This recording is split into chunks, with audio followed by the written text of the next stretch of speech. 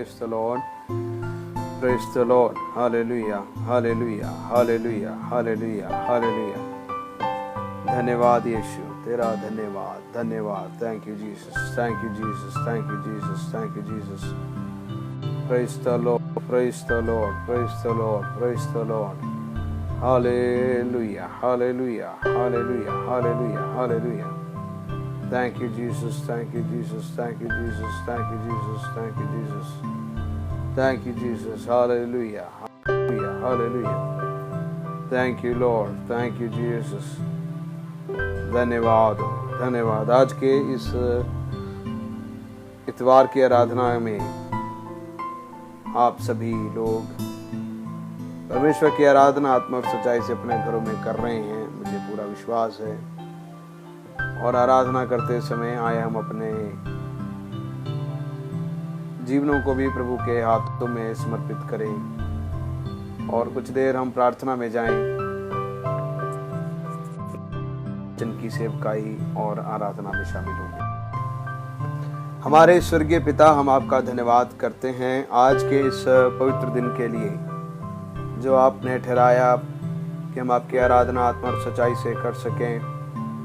आप सारे दातों के लिए धन्यवाद. आपके वचन में लिखा है, छुआ जब मुझे कहने लगे कि आओ हम घर चलते. प्रभु, हम आपकी आराधना चाहे हम आराधनालय में हम नहीं कर सकते.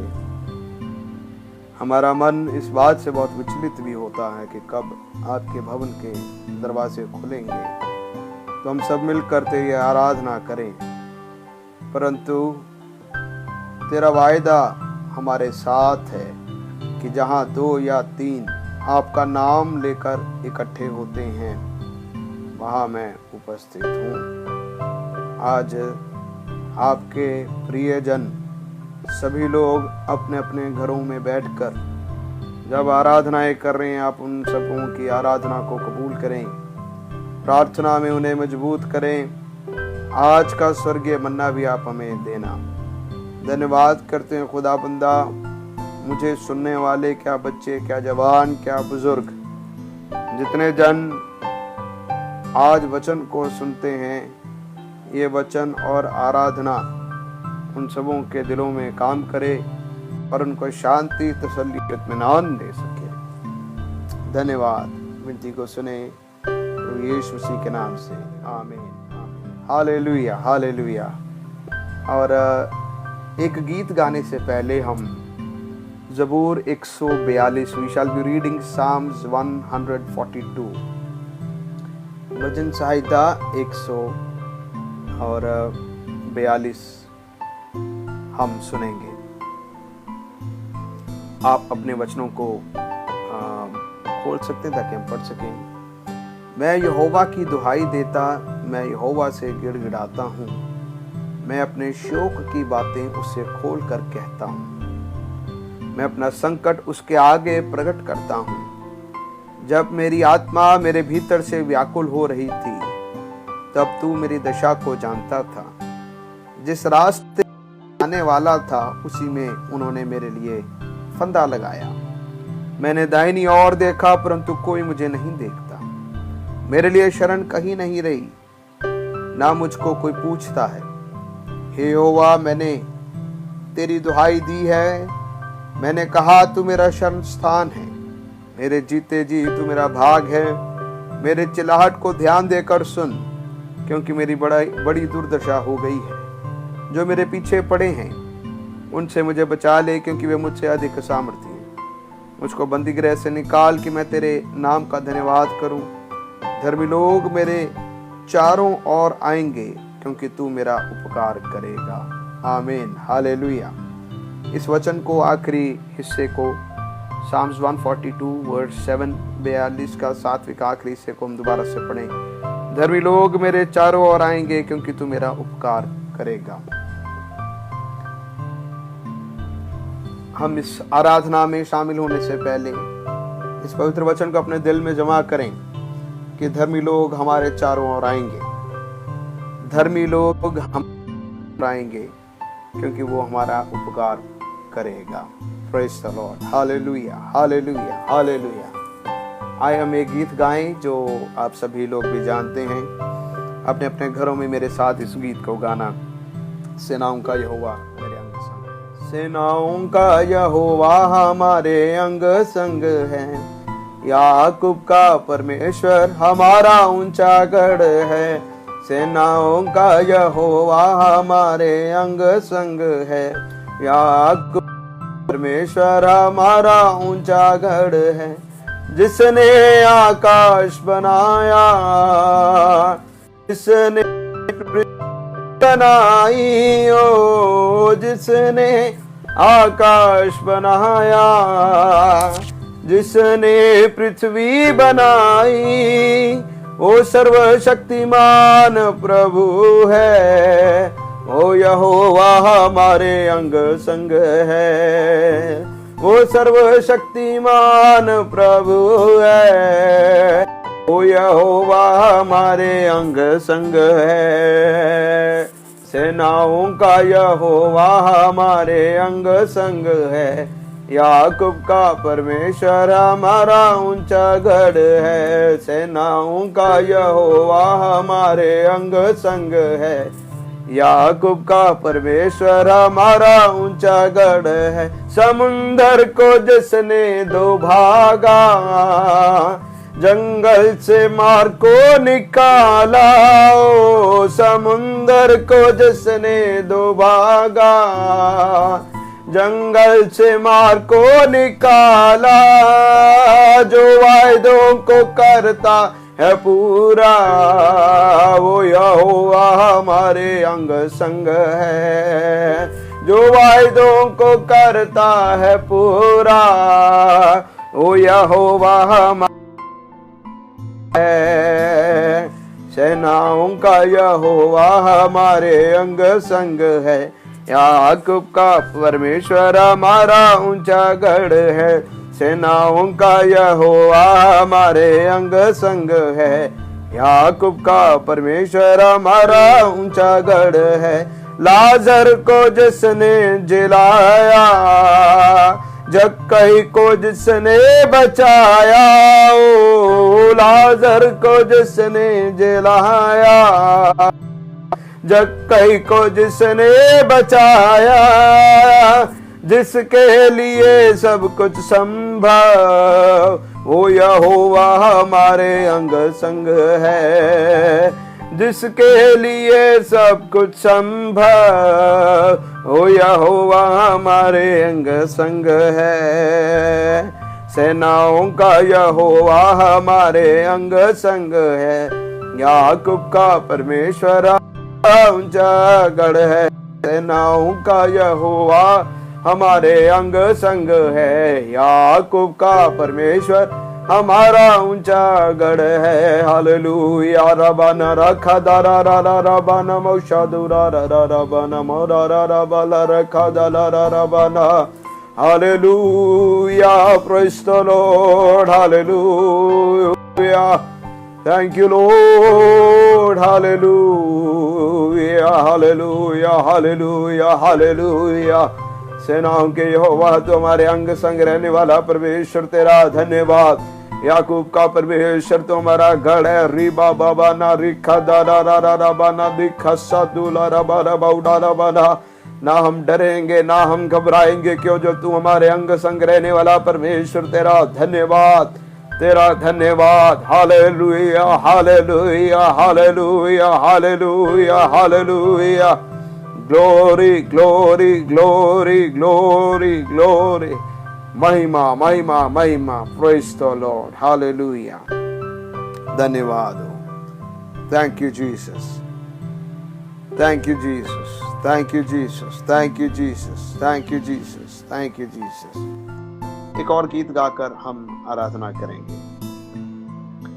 नीले आसमां के पार जाएंगे, मेरा यीशु रहता वहां। नीले आसमां के पार जाएंगे, मेरा यीशु रहता वहां। हम मिलेंगे बादलों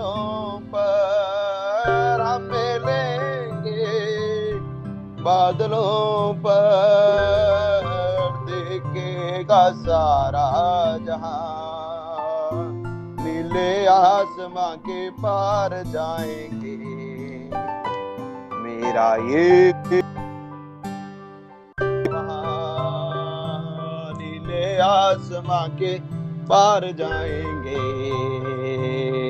मेरा यीशु रहता वहां, उसकी भी वादा ना हो। हर एक वादा उसका होता है पूरा, उसका कोई भी वादा, उसका कोई भी वादा ना होगा अधूरा। हर एक वादा उसका होता है पूरा, उसका कोई भी वादा, उसके आने का वायदा भी होगा पूरा। देखेगा सारा जहां, उसके आने का वायदा भी होगा पूरा। देखेगा सारा जहां, हम मिलेंगे बादलों पर, हम मिलेंगे बादलों पर। देखेगा सारा जहां, नीले आसमां के पार जाएंगे। मेरा यीशु रहता वहां, नीले आसमां के पार जाएंगे। मेरा यीशु रहता वहां। हमारे स्वर्गीय पिता, हम आपका धन्यवाद और आपकी स्तुति करते हैं। जैसे हमने गीत को गाया, हम तेरी आराधना करते हैं, क्योंकि एक दिन हम इस बात को जानते हैं कि नीले आसमान के पार हम एक दिन सब चले जाएंगे। प्रभु यीशु, तू बहुत जल्दी आने वाला है। तेरे वायदे सच्चे हैं और तू अपने वायदे का से कभी भी मुकरता नहीं। प्रभु, मैं प्रार्थना करता हूं, आज जब हमने आपकी आराधना गीतों के वसीले से की है, प्रभु मैं प्रार्थना करता हूं हमारे ये होठों की कुर्बानी आपके सन्मुख कबूल होने पाए। जब हम वचन को सुनने के लिए जा रहे हैं, आपका पाक वचन जो दोधारी तलवार से भी अधिक तीखा है, हमारे गूदे गूदे को गांठ गांठ को छिदे, हमारे दिलों से बातचीत करने वाला बन सके। विनती को सुने प्रभु यीशु मसीह के नाम से, आमीन आमीन।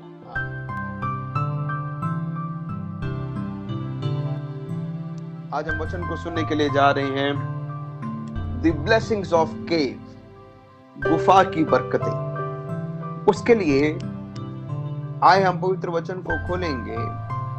पहला शामुएल 22 अध्याय और 1 से लेकर 4 आयत तक हम पढ़ेंगे। First Samuel chapter 22 verse 1 to 4। दाऊद वहां से चला और बचकर अदुल्लाम की गुफा में पहुंच गया। यह सुनकर उसके भाई वरन उसके पिता का समस्त घराना वहां उसके पास गया। जितने संकट में पड़े थे, जितने ऋणी थे, जितने उदास थे, वे सब उसके पास इकट्ठे हुए और वह उनका प्रधान हुआ, और कोई 400 पुरुष उसके साथ हो गए।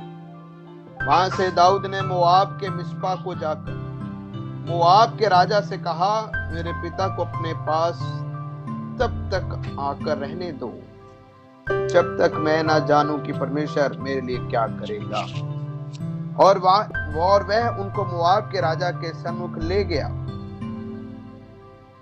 और जब तक दाऊद उस गढ़ में रहा, तब तक वे उसके पास रहे। हम आज पवित्र वचन से सुनने के लिए जा रहे हैं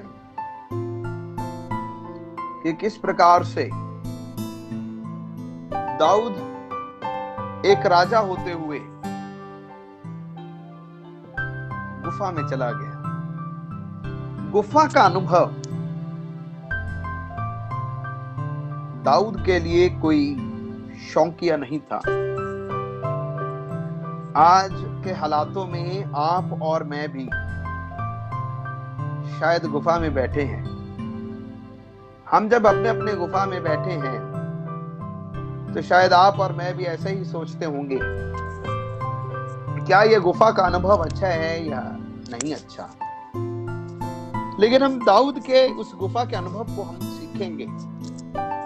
दाऊद जब गुफा में था तो उसके लिए ये अनुभव कैसा रहा। What was the experience of David in the cave of Adullam?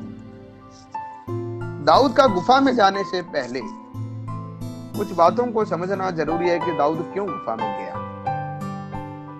हम इस बात को देखते हैं कि अगर 21 अध्याय और से पिछले कुछ हिस्सों को अगर आप पढ़ो तो हमें समझ आएगा कि दाऊद राजा बनने से पहले शाऊल राजा था, और शाऊल जब राजा था परमेश्वर ने दाऊद को अगला राजा करके चुना, लेकिन अभी तक वो कुर्सी पर नहीं बैठा था, क्योंकि दाऊद का मसा जरूर हुआ लेकिन नियुक्ति नहीं हुई थी।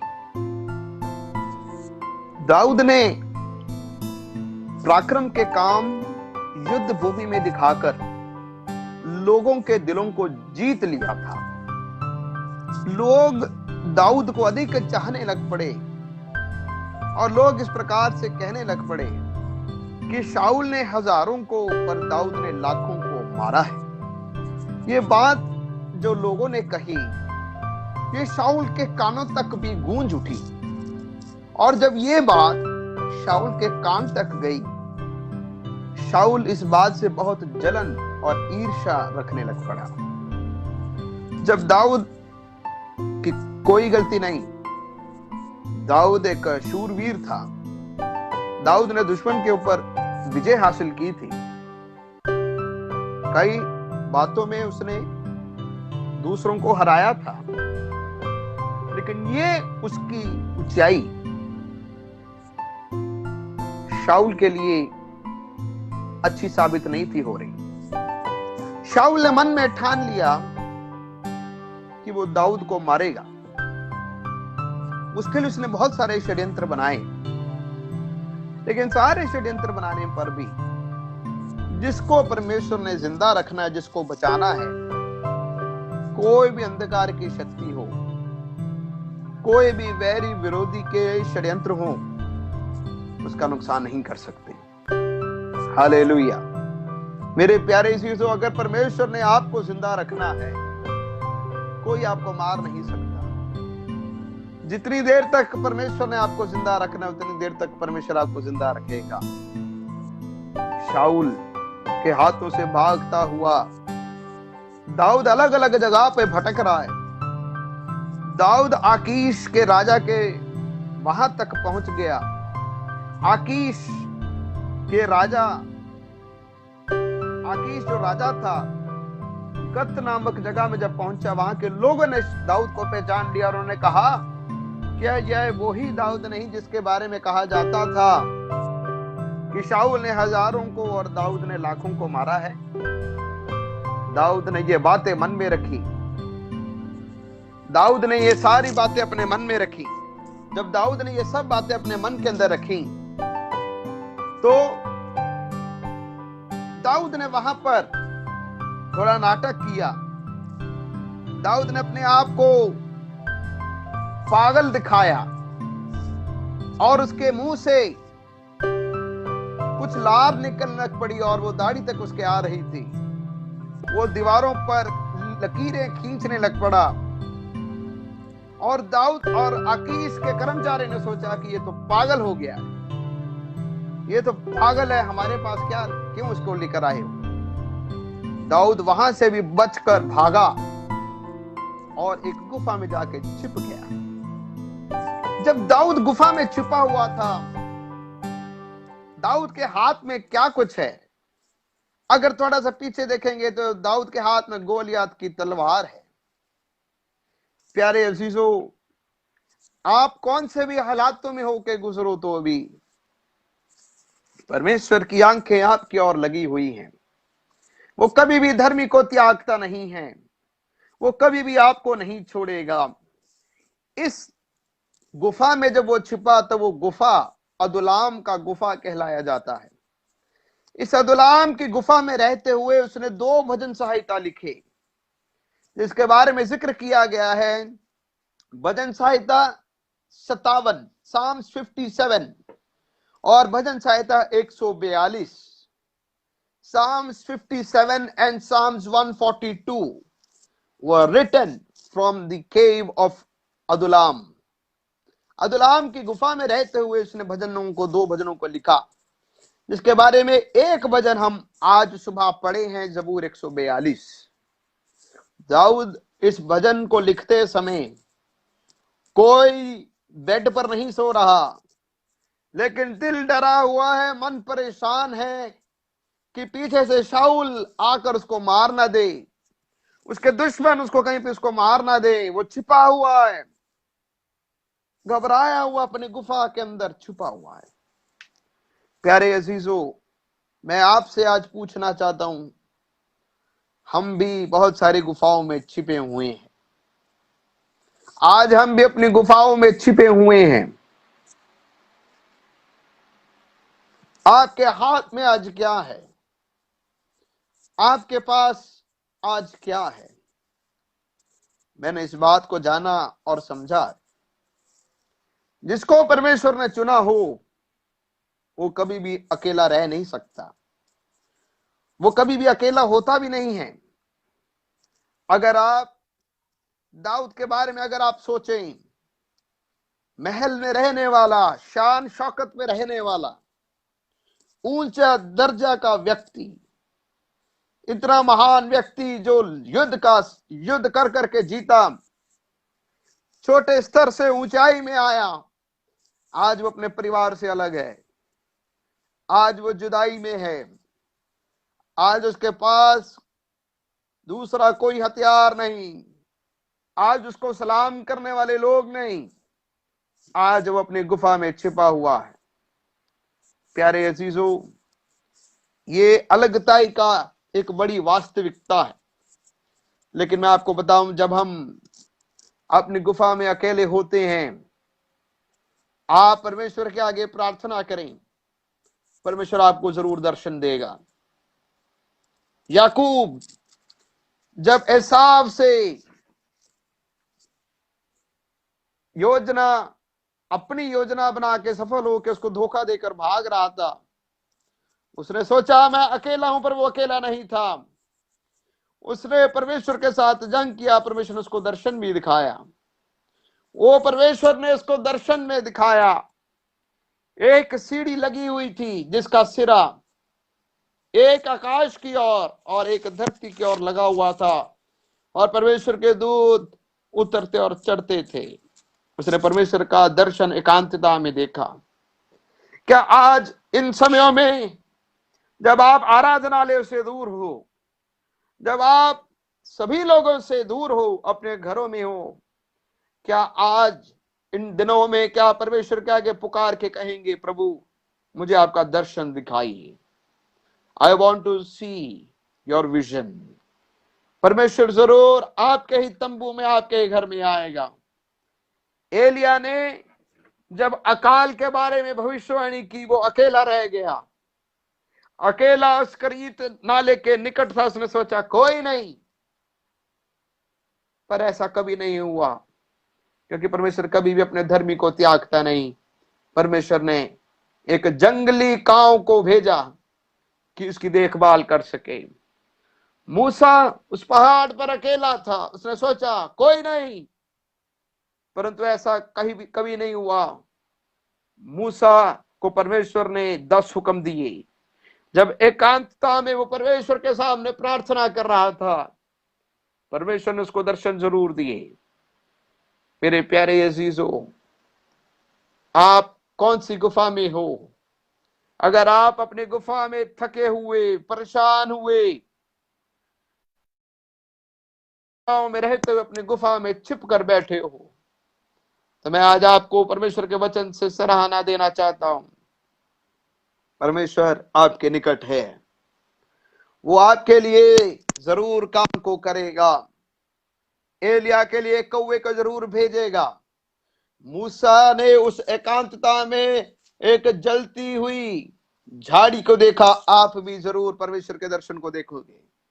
याकूब ने एक सीढ़ी को देखा जिसका कोना एक धरती पर और एक स्वर्ग पर था, आप भी परमेश्वर के दर्शन को देखोगे, उसके दूतों को चढ़ते और उतरते जरूर देखोगे। जैसे मैंने कहा, परमेश्वर कभी भी अपने धर्मियों को कभी त्यागता नहीं है, वो कभी भी त्यागता नहीं, वो उसके लिए उसके जैसे साथियों को जरूर भेजेगा। हमने भजन संहिता 142 में पढ़ा, उस वचन को दोबारा से आखिरी हिस्से को पढ़ेंगे। भजन संहिता 142, Psalms 142 वर्स 7, 142 का आखिरी हिस्सा में लिखा, धर्मी लोग मेरे चारों ओर आएंगे क्योंकि तू मेरा उपकार करेगा। धर्मी लोग मेरे चारों ओर आएंगे, तू मेरा उपकार करेगा। इस दाऊद के समय में ये बड़ी हैरानी वाली बात है, गुफा में है। ये खबर दाऊद के भाइयों को, परिवारों को और भी कई लोगों तक पहुंच गया। लिखा है कौन दाऊद के पास गुफा में आ रहा है। लिखा यह सुनकर उसके भाई वरन उसके पिता का समस्त घराना वहां उसके पास आ गए। दो लोग उसके पास आ रहे हैं, दो प्रकार के लोग। एक उसका परिवार उसके पास आ रहा है, दूसरा कौन आ रहा है। लिखा और जितने संकट में पड़े थे, जितने कर्जाई या ऋणी थे, जितने उदास थे, वे सब उसके पास इकट्ठे हुए और वह उनका प्रधान हुआ, और कोई 400 पुरुष उसके साथ हो गए। 400 पुरुष उसके साथ हो गए। मेरे प्यारे अजीजों, ये भाई उसके पिता का घराना उसके पास आए, ये बड़ी हैरानी वाली बात है। क्यों?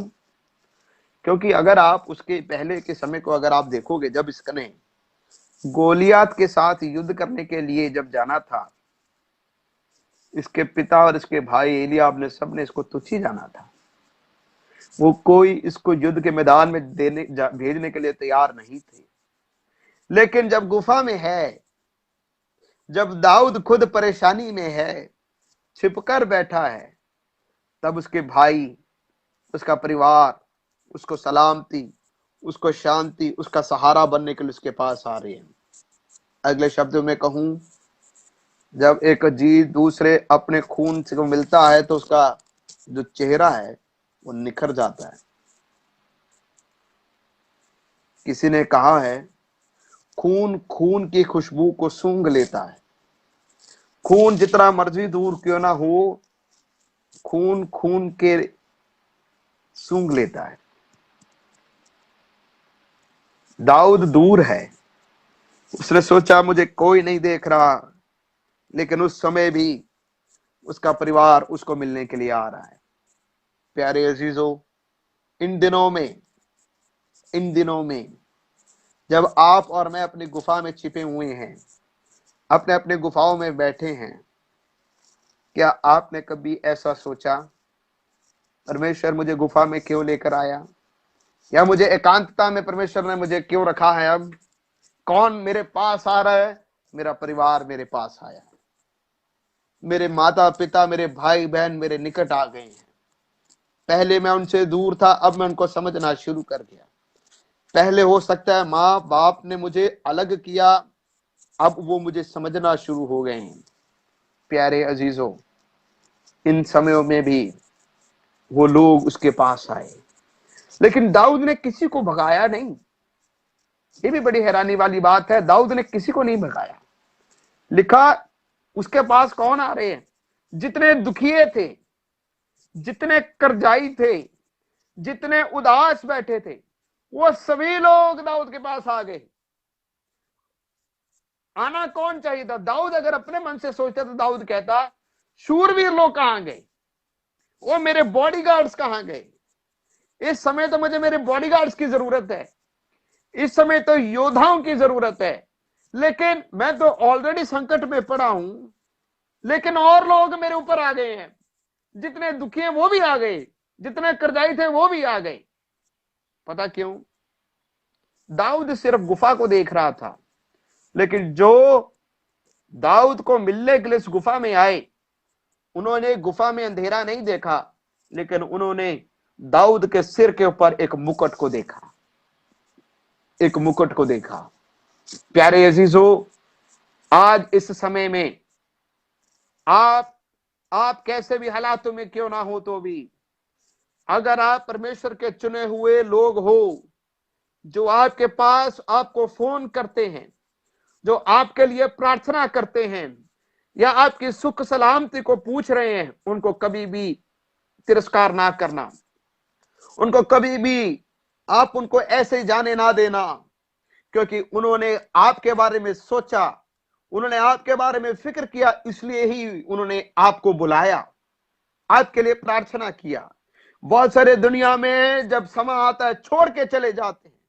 बहुत सारे लोग हैं जो फिक्र ही नहीं करते, लेकिन इस समय में भी, गुफा में रहते हुए भी, अगर कोई मसीह में होते हुए प्रियजन भाई बहन आपके बारे में सोचते हैं, फिक्र करते हैं, आपके लिए प्रार्थना करते हैं, वो आपकी गुफा में आ रहे हैं, तो वो आपके नुकसान करने वाले नहीं, आपके सच्चे दोस्त वही हैं, आपके सच्चे साथी वही हैं।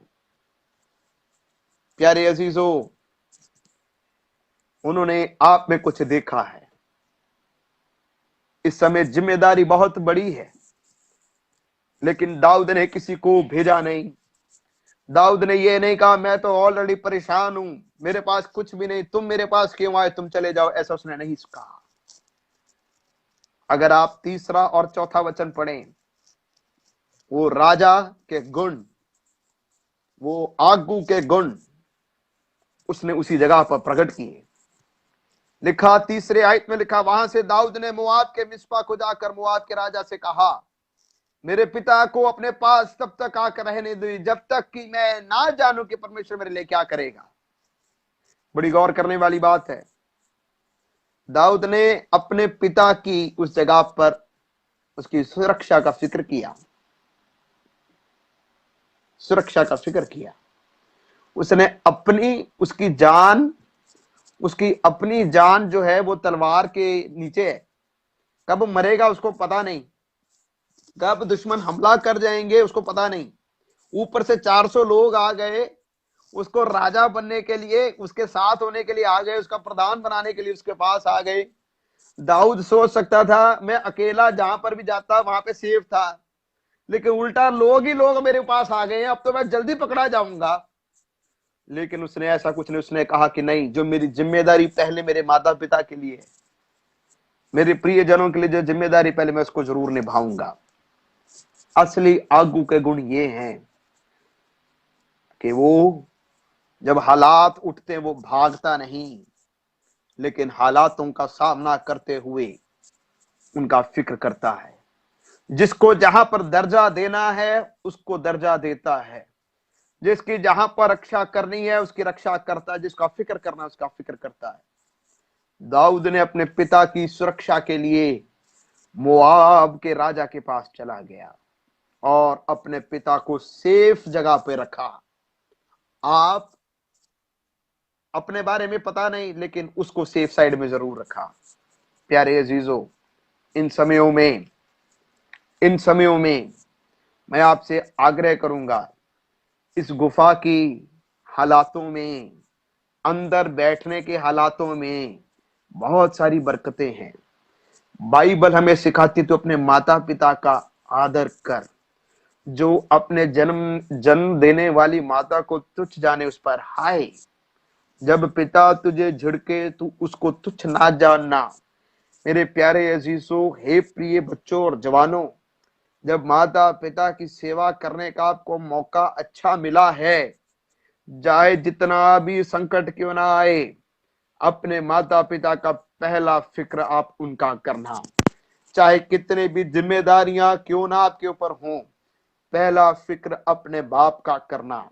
जैसे दाऊद ने इतने लोगों के मध्य में होते हुए, अपनी जान का जोखिम रखते हुए भी उसने अपने पहले बाप की सुरक्षा किया। प्यारे अजीजों, मैं आपको आग्रह करना चाहूंगा, बहुत बार हमने अपने माता पिता को देखा नहीं, हमने अपनी माँ का हाल नहीं पूछा, लेकिन माँ का हाल पूछने वालों का हाल पूछा। अपने माता पिता को दवाई नहीं दिया, लेकिन दूसरे लोगों को हमने सब कुछ प्रदान किया। तो इस समय में मैं आपको कहूंगा, परमेश्वर आपको ही कह रहा है, चाहे कैसे भी हालात क्यों ना हो, ये समा अपने बारे में सोचने के लिए नहीं, ये समा वो समा है कि हम देखें कौन जरूरतमंद है, कौन आगे मेरे सामने कौन है, मैं किसको पहले देख रेख कर सकूं, मैं किसकी संभाल पहले कर सकूं। ट्रीट देम, जो आप बीजोगे वो ही आप काटोगे। प्यारे अजीजों, ये मैंने आपको एक बात बताया। दूसरी बात, अगर आप सच्चाई से परमेश्वर के पीछे चलोगे, आप कभी भी अकेले नहीं हो। आपका साथ देने वाले हमेशा आपके साथ आएंगे, चाहे वो कैसे भी दुखी क्यों ना हो, चाहे वो कैसे भी लोग क्यों ना हो, लेकिन वो आपकी सहायता के लिए जरूर आएंगे। आपके साथ कंधे के साथ कंधा मिलाने के लिए आपके साथ जरूर आएंगे। वो ऋणी, दुखी, उदास जितने लोग थे वो सभी लोग आए, उसके साथ कंधे के साथ कंधा मिलाने के लिए आए। आप भी उनका सहारा बनो। आप उनको कहे, मैं भी आपके साथ हूं, आप मेरे साथ हो तो मैं भी आपके साथ हूं। इस गुफा की बहुत सारी आशीषें हैं, इस गुफा की बहुत सारी आशीषें हैं। प्यारे अजीजों, हम इन दिनों में जब हम रोज परमेश्वर के वचन से सुनते हैं, आशीष को पाते हैं, ये बहुत बड़ी बात है कि हमें जिस्मानी भी रोटी मिलती है, आत्मिक भोजन भी मिलता है। आप हमारे लिए भी प्रार्थना करें। हमने अभी तक उन लोगों के बारे में सोचा, अपने कलीसियाओं के बारे में सोचा। बहुत सारे ऐसे लोग थे जिनका कारोबार नहीं, लोड़वंद लोग, जरूरतमंद लोग बहुत सारे हमारे कलीसिया में थे। 29 मार्च से हम रोज कुछ भोजन का सामान, कच्चा राशन जिसको कहते हैं, हम लेकर गांव गांव में, शहर के अलग अलग हिस्सों में 350 परिवारों तक, आज की डेट तक, आज अभी जाना है, लेकिन आज तक हम 350 परिवारों तक हम थोड़ा थोड़ा सामान, जैसे आटा, तेल, दाल, साबुन, नमक, ये सब चीजें हम उन लोड़वंद लोगों तक हमने पहुंचाया। लेकिन ये इस बात के लिए था, इस बात को दिखाने के लिए, प्रकट करने के लिए कि हम अपने लोगों के साथ हैं। हमें आपकी प्रार्थनाओं की बड़ी आवश्यकता है, हमें आपकी प्रार्थनाओं की आवश्यकता है। कृपया करके आप भी हमारे लिए प्रार्थना करते रहें। ये वो लोग हैं जो कर्जाई हैं, ये वो लोग हैं जो जरूरतमंद हैं, ये वो लोग हैं जो दुखी हैं। हमें उनके साथ भी खड़ा होना बहुत जरूरी है। चाहे आप अपने घरों से कुछ भी ना कर सके तो भी एक काम जरूर कर सकते हैं, आप उनके लगातार प्रार्थना जरूर करें। ऐसे बहुत सारे परिवारों को हम जानते हैं। पिछले दिनों में एक बहन ने हमें फोन करके कहा कि पास्टर जी, एक बहन ने कुछ महीने पहले एक बच्चे को जन्म दिया, किराए के मकान में रहती है और उसके घर में ना तो दूध है और ना भोजन है। हमारा दिल बड़ा टूट गया। हमने पूछा कि आप कैसे, और जिसने बताया हमें उस दूसरे बहन के बारे में, हमने बोला कि आप कैसे कर रहे हो। उन्होंने कहा कि पास्टर जी, हम अपने कभी 100 रुपया, कभी 200 रुपया उसके घर में जाके देकर आते हैं, क्योंकि उसके पति का भी काम छूट गया। बड़ा तरस आया। इन दिनों में कौन निकट आ रहे हैं जितने दुखी हैं। ऐसे परेशान हुए लोग आपके पास आ रहे हैं, आप उन्हें जाने ना दें, आप उनकी मदद करें, आप उनके लिए प्रार्थना करें, आप उनके साथ कंधे के साथ कंधा मिलाएं, क्योंकि परमेश्वर कभी भी किसी का कर्जदार नहीं है। इस गुफा में बहुत सारी आशीषें हैं। जो कुछ भी आप करोगे उसकी बहुत सारी आशीषें हैं। और परमेश्वर आपको जरूर आशीष देगा।